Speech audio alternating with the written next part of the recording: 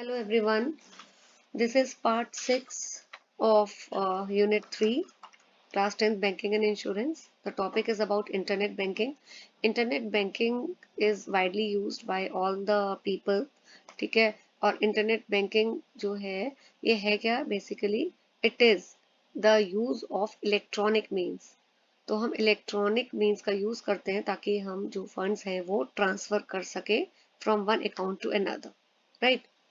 सो internet banking को online banking भी बोला जाता है. ओके. तो कस्टमर यहाँ पे क्या करते हैं कि अगर उनको फंड्स ट्रांसफर करने हैं तो they have to use a password ताकि वो ट्रांजेक्शन्स कर सके. ठीक है. They can conduct so many transaction. अगर नेफ्ट फंड्स ट्रांसफर करना है या टैक्सेस पे करना है तो ऑनलाइन कस्टमर पे कर सकता है, राइट. इवन होटल की बुकिंग्स और other things can be done through the internet banking. Now internet banking देखिए यहाँ पे यूजेस लिखे हैं कि बिल्स पे करने हैं या क्रेडिट कार्ड का ड्यूज है, इंश्योरेंस प्रीमियम पे करने हैं, कस्टमर सर्विसेज के लिए, शॉपिंग के लिए या रिचार्ज करना है फोन, सब आज पॉसिबल है through the internet banking. Now there are 3 types of internet banking. First is PC banking. PC banking का मतलब है कि हम पर्सनल कंप्यूटर से ऑनलाइन बैंकिंग एक्सेस कर रहे हैं. ठीक है. तो यहाँ पे आप पर्सनल कंप्यूटर के थ्रू जिसमें you need to have internet connection, computer आपको चाहिए, तो you can do the transactions through the personal computer with the help of internet. तो इससे जो आपको बैंक में विजिट करने की प्रॉब्लम है वो रिमूव हो जाती है and it is very convenient. Second is digital TV banking. तो यहाँ पे टेलीविजन बैंकिंग, इसकी हेल्प से भी कस्टमर्स जो हैं बैंकिंग ट्रांजेक्शन्स कंडक्ट कर लेते हैं. इसमें आपको क्या चाहिए? टेलीविजन चाहिए और टीवी सेट टॉप बॉक्स चाहिए, राइट. सो टेलीविजन बैंकिंग से कस्टमर्स जो है बैंकिंग ट्रांजेक्शन्स करते हैं through the television. Third one is text phone banking. तो यहाँ पे बैंक जो है आपने देखा होगा अगर आपको सैलरी आ जाती है पेरेंट्स को तो बैंक से मैसेज आ जाता है. ठीक है. तो बैंक जो है मोबाइल टेक्सटिंग फैसिलिटी यूज करते हैं ताकि कस्टमर्स को अपडेट कर देते हैं थ्रू दी एसएमएस. अच्छा, एसएमएस की भी फुल फॉर्म आ सकती है. वन मार्कर क्या है? Short message service. अब इंटरनेट बैंकिंग यूज करने के लिए आपको यूजर आईडी आपके पास होना चाहिए और password you have to obtain. Then आप अपना यूनिक यूजर आईडी क्रिएट करोगे. आप अपने अकाउंट नंबर को लिंक करोगे यूजर आईडी से. एडवांटेजेस क्या है? कॉस्ट कम है, it is very convenient, it is available 24/7. लेकिन कुछ इश्यूज भी हैं इंटरनेट बैंकिंग में. ठीक है. हर चीज़ के फायदे नुकसान होते हैं, उसी तरह इंटरनेट बैंकिंग के भी कुछ फायदे हैं और नुकसान है. नेगेटिव क्या है? सिक्योरिटी इश्यूज आते हैं. ठीक है. और हर किसी को टेक्नोलॉजी यूज करना आए, दैट इज ऑल्सो नॉट 100% की सभी को आता हो. तो there is lack of skill personal. Technical breakdown भी होते हैं. कितनी बार ऐसा होता है कि आप फंड ट्रांसफर कर रहे हैं और इंटरनेट कनेक्शन वीक हो जाता है तो आप नहीं पे कर पाते. फिर there is a long startup time, right.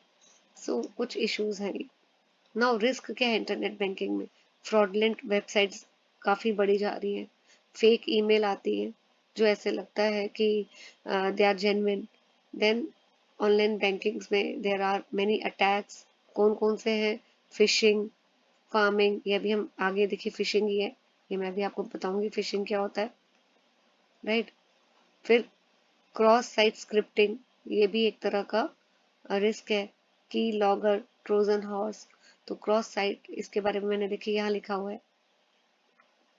ये क्या है? एक तरह का साइबर अटैक है. ठीक है. जहाँ पे हैकर जो है एक कोड यूज करके एक ट्रस्टेड वेबसाइट में कोड यूज करता है, इंसर्ट कर देता है. और इसी तरह ट्रोजन हॉर्स, ये भी एक मैलिशियस सॉफ्टवेयर है, राइट. और की लॉगर, ये भी एक मैलिशियस प्रोग्राम है. देन ये सारे जो है रिस्क है. अब आता है फिशिंग. फिशिंग क्या है बेटा? थोड़ा सा इसको कर देती हूँ. फिशिंग एक इंटरनेट फ्रॉड है जहाँ पे क्रिमिनल जो है वो क्या करते हैं? फेक ईमेल सेंड करते हैं, फेक मैसेजेस सेंड करते हैं और ऐसा प्रिटेंड करते हैं जैसे वो जेन्युइन है. ट्रस्टेड कंपनी है, राइट। सो जो भी आप कस्टमर जो है वो इंफॉर्मेशन जैसे ही लॉग इन करता है या पासवर्ड डालता है, तो ये क्रिमिनल्स उसको कैप्चर कर लेते हैं। तो एक तरह से फाइनेंशियल फ्रॉड बेसिकली पॉसिबल होता है because of this fishing. Now what is skimming? Skimming में क्या होता है कि स्किमर एक डिवाइस इंसर्ट की जाती है एटीएम मशीन्स में, ठीक है।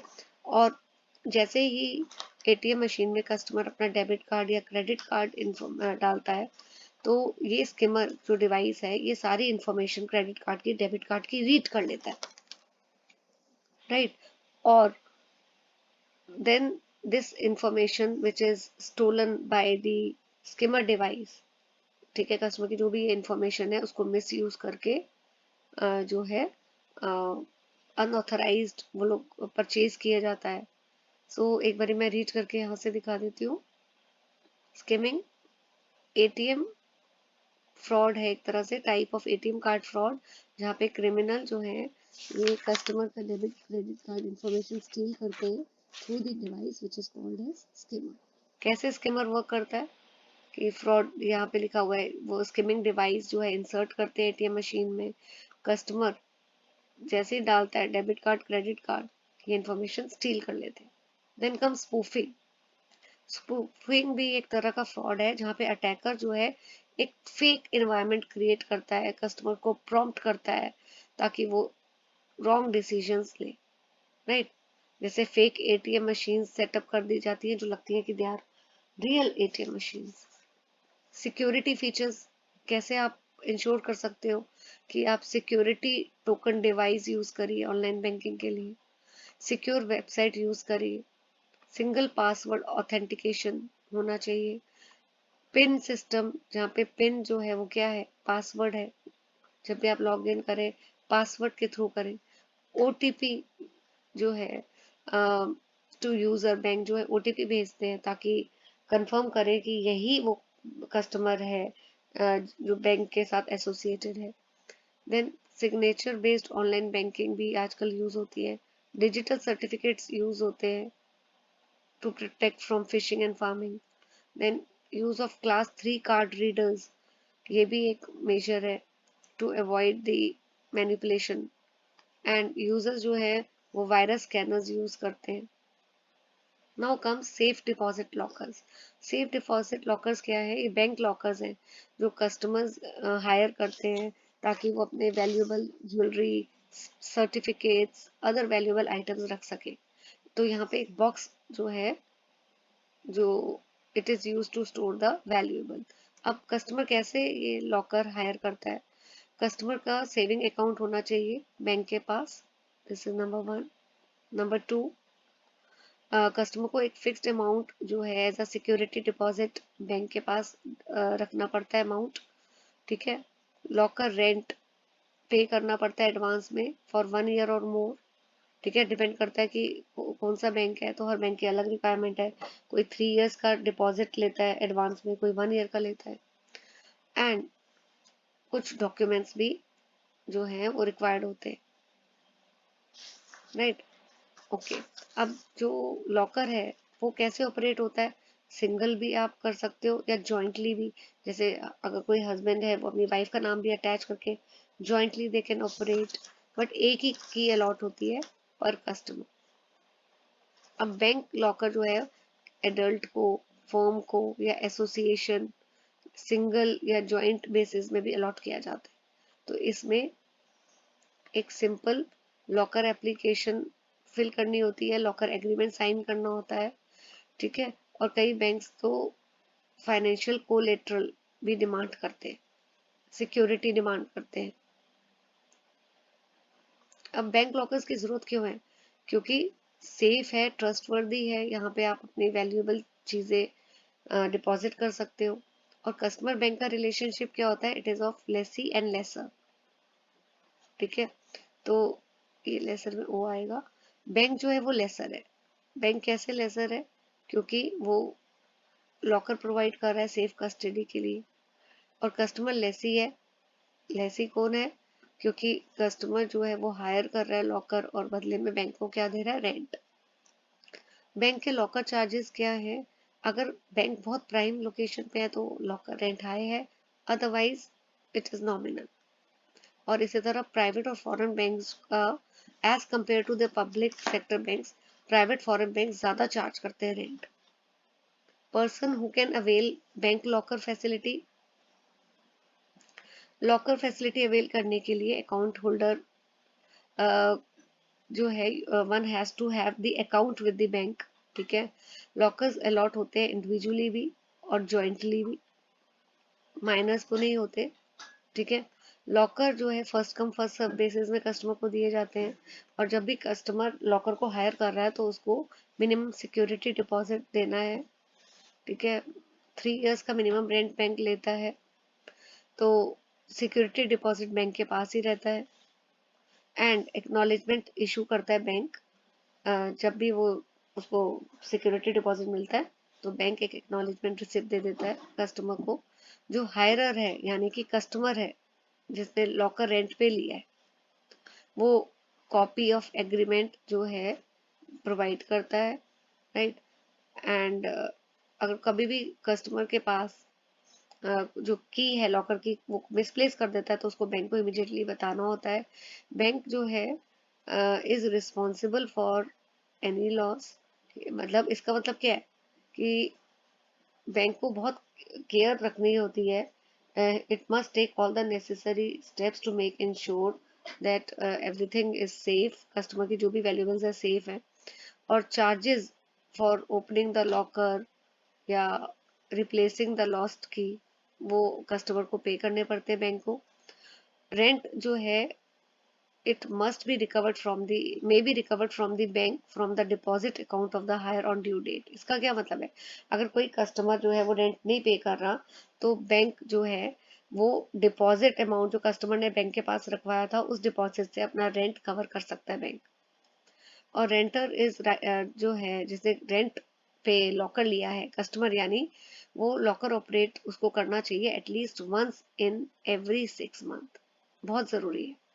अगर 1 साल से ज्यादा कस्टमर को हो गया और उसने जाकर अपना लॉकर ऑपरेट नहीं किया है तो बैंक के पास पूरा राइट है कि वो लॉकर का जो अलॉटमेंट कस्टमर को दिया है वो कैंसिल कर सकता है। ठीक है, और नोटिस देके कस्टमर को वो बोल सकता है कस्टमर को कि मेरा लॉकर आप खाली कर दो। लॉकर जो है it is to be operated during the specified time. अब 2 कीज होती हैं लॉकर की, एक की कस्टमर के पास होती है और एक बैंक के पास होती है। तो कस्टमर को जब भी अगर अपना लॉकर ऑपरेट करना है तो वो पहले एक रजिस्टर में अपने साइन करेगा, लॉकर नंबर मेंशन करेगा, फिर एक बैंक ऑफिसर सिग्नेचर को वेरीफाई करता है, सिग्नेचर टैली हो जाता है तो ऑफिसर जो है बैंक ऑफिसर कस्टमर को लॉकर रूम में लेके जाएगा। बैंक ऑफिसर जो है लॉकर ओपन करता है अपनी की से, और फिर कस्टमर भी लॉकर ओपन करेगा विद हिज ओन की। ठीक है, तभी दोनों कीज लगेंगी तभी लॉकर ओपन होगा। तो जैसे लॉकर ओपन होता है ऑफिसर जो है वो लॉकर रूम छोड़ देता है और जो कस्टमर है वो अपने ज्वेलरी या वैल्यूएबल्स डिपॉजिट जो भी है वो उसको निकालता है या चेक करता है। जैसे he is done with the process वो लॉकर डोर बंद कर देता है और लॉकर को अपनी की से लॉक कर देता है। लॉकर अब आरबीआई पॉलिसी के अकॉर्डिंगली बैंक जो है वो bank is not at all responsible for the content kept in the locker. तो जो भी कस्टमर ने अपने जो भी वैल्यूएबल ज्वेलरी लॉकर के अंदर रखी है बैंक रिस्पॉन्सिबल नहीं है, राइट। ओके, फिर एक चीज और है, नॉमिनेशन फैसिलिटी होनी बहुत जरूरी है कि जो भी कस्टमर ए ने अगर लॉकर लिया है तो जरूरी है कि he should nominate the person, जिसको बोलते हैं नॉमिनेशन फैसिलिटी। ये क्यों किया जाती है, ऐसा क्यों किया जाता है, सपोज कस्टमर ए की डेथ हो जाती है तो now who is going to operate the locker after his death. तो अगर कस्टमर ए ने पहले ही किसी का नाम नॉमिनेट किया हुआ है तो जिसका भी नाम सपोज राम का नाम नॉमिनेट किया है तो ए की डेथ के बाद Ram will be in a position to operate the locker, right? So this is all in this chapter. This today we are able to wind up and cover this entire unit 3. In the next video, I'll be starting with unit 4. Till then, stay tuned to my channel. Thank you for watching the video.